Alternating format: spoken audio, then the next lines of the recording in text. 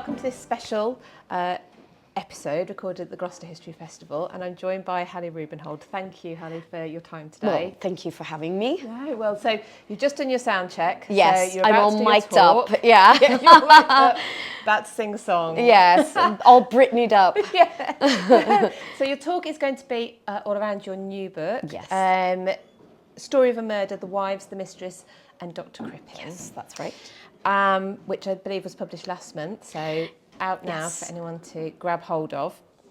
Now, Hallie, you're really good at centering the female victims in the story. A lot of people probably know you from your book, The Five, around the victims of Jack the Ripper.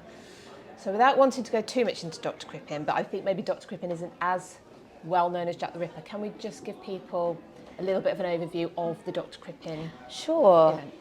I mean, the murder, as it occurred in 1910, was called the crime of the century. So it was in the headlines literally around the world, and it was covered.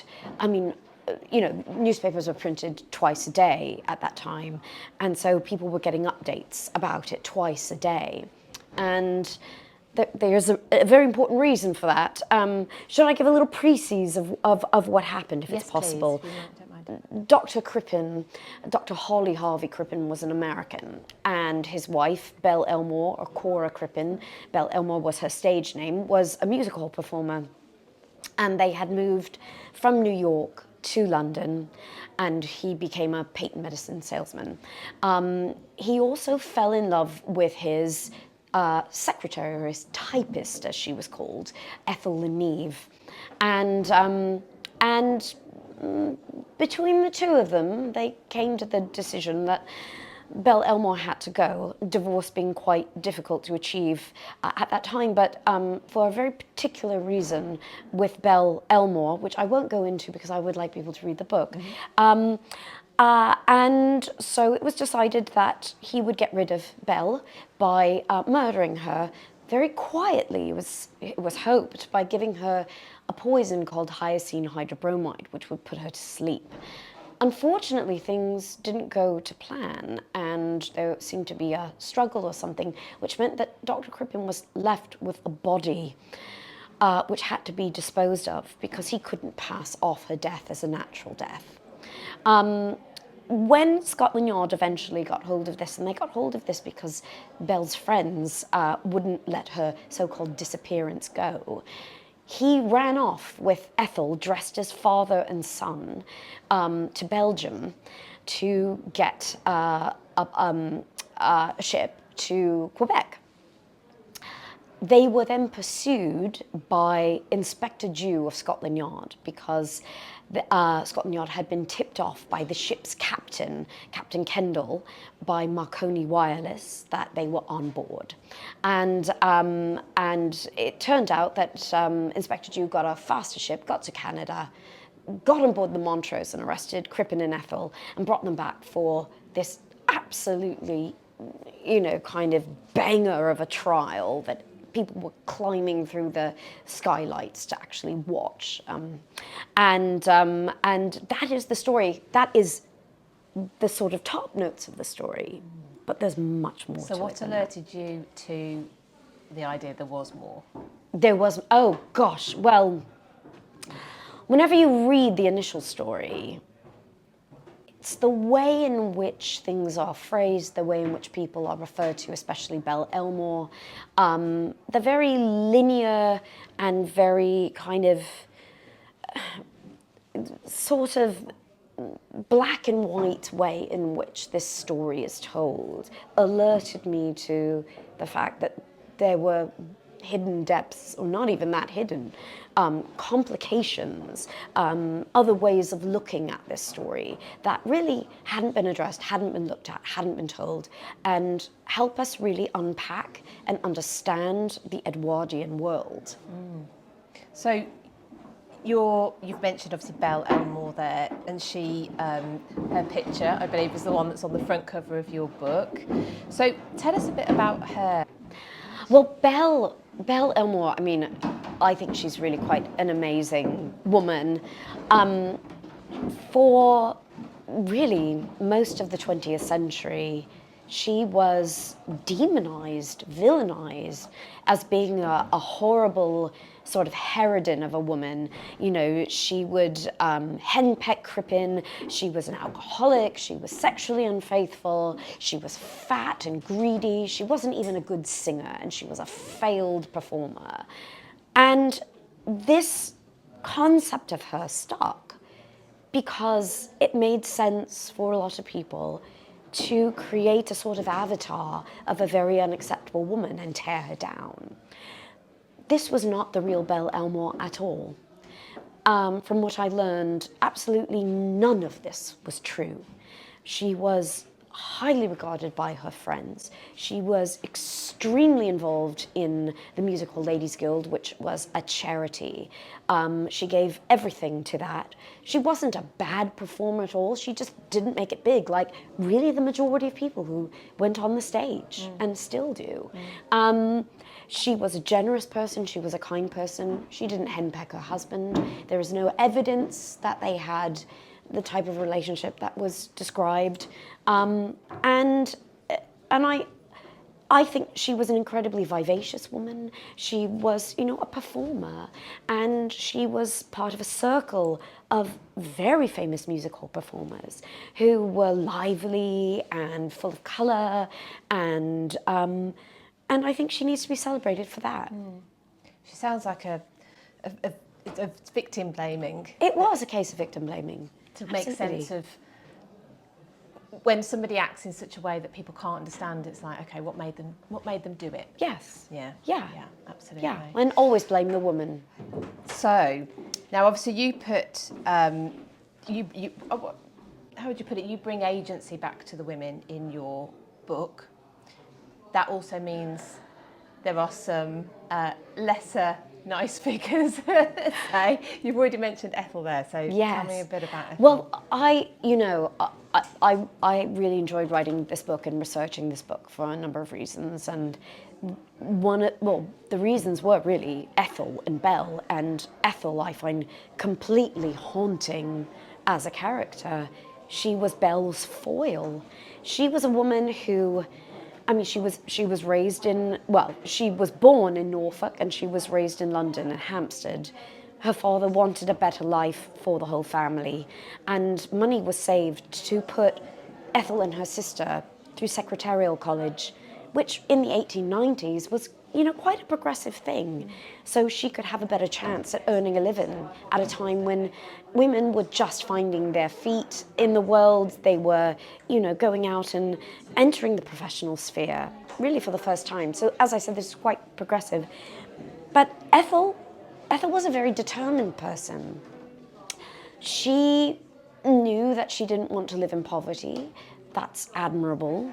But she wanted Dr. Crippen, and more than anything, she wanted the lifestyle that he had. He lived in a 10-room house with Belle in Holloway, you know, and they moved among performers. They had this kind of glittering social life. Ethel wanted that life, and she was willing to help kill for that. Wow. You also have already mentioned, and I want to give them a mention, the Music Hall Ladies Guild. Please tell us about their part in this story, because it's quite incredible. The Music Hall Ladies Guild really are the heroines of this story. They were a remarkable group of women. So the Music Hall Ladies Guild was set up as a sort of proto-union and a charity organisation. It was an organisation run by women in the music hall, for women in the music hall who had lost their jobs, who were dispossessed, who had children and families they had to raise. And so money was raised for them so they could pay their rent, so they could buy coal for their fires, so they could have clothing. They helped pay their doctor's bills. They did all of these amazing things. And Belle Elmore was the treasurer of the Music Hall Ladies Guild. And this was a real confederacy of friends and professional women, which was, I mean, so reassuring to read about. So when Belle goes missing, these women really champion her. they canvass the neighbours at Hilltop Crescent where they lived to try to find out what happened. They pursue Crippen. They go to Scotland Yard. They even hire a private detective. And eventually, when one of them goes to Scotland Yard with her husband, it's only then that they listen to them. Really? Yes, yes. So, but still, you know, their involvement doesn't end there. They testify at the trial. Their testimony is key to the trial. And not only that, but then they get the law changed. So Ethel can't inherit Crippen's worldly goods, which he had inherited from his wife, which he murdered. So they get the law changed. And they fight. They fight for their friend. That's a massive thing, though, to get a law change. Yes. Am I right in thinking up till that point then, even a man convicted of murdering his wife, or I suppose vice versa, would inherit their spouse? Yes, and it's really interesting if you read what the judge said in that case. He said, you know, it's a terrible omission in English law that this hasn't been fixed beforehand, but because of them, it was. That's incredible. And I'm presuming then that their part in that story has not been told properly until your book. Well, no, I mean, their story has always been adjacent to this story. But this is often the case, you know, with one of the problems with this story, and one of the things that made me really want to tell it, is that for the most part, this is a story about women, which has been appropriated by men to talk about, to trumpet their own heroism and making the world a safer place. So if you look at all of the biographies that were written, the memoirs and the autobiographies that were written off the back of this. I mean, Inspector Dew writes his memoirs. Captain Kendall, who arrested them who was the captain of the Montrose where they were arrested, wrote his memoirs. All the barristers wrote their memoirs. Journalists who were involved in this case wrote their memoirs, and it's all telling the same story. It's like, what part did I, as a man, play in making the world a safer place? And that's great. That feeds into that narrative of that time that was important. But the women didn't talk about what they did. And there is, I mean, it really struck me, there is just an enormous number of women in this story. And each one of their lives tells us something about the condition of women at the turn of the century. And it's fascinating. Have you come across any resistance to overturning this idea that Dr. Crippen sort of was a henpecked man who just sort of got to the end of his tether and didn't have much choice but to kill Belle? You know, it's funny. There have been little tiny pushbacks that I've had in various comments.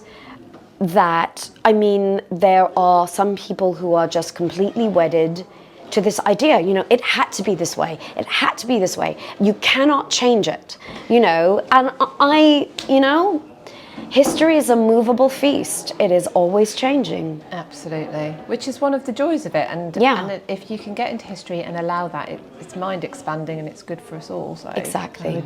So I need to let you go in a moment, but I wanted to ask you while I have you. Obviously, you're coming at it from a history point of view, but you're obviously in the true crime arena, which has come under increasing scrutiny of late because I think as it's got more popular, more people come into it, and maybe the integrity of everybody telling the stories isn't as we would like it. So, how do you approach the ethics of telling true crime? I always make my true crime victim-centric. And not just victim-centric. I mean, Story of a Murder is called Story of a Murder because it is a panoramic exploration of what a murder is as an event and what it is as a historical event and what it can tell us about history. So it isn't about the killing. It isn't about the gruesomeness. I mean, I do write about that because it's important in the context of understanding how the Edwardians conceptualized this crime, why they thought of it as such a horrific and heinous crime. And that's really important to highlight. I don't harp on about it. I don't find murder in itself interesting. I find the documentation that comes out of a crime fascinating as a historian. That's great. Thank you so much for your time. You're Hallie. really welcome. Thank you.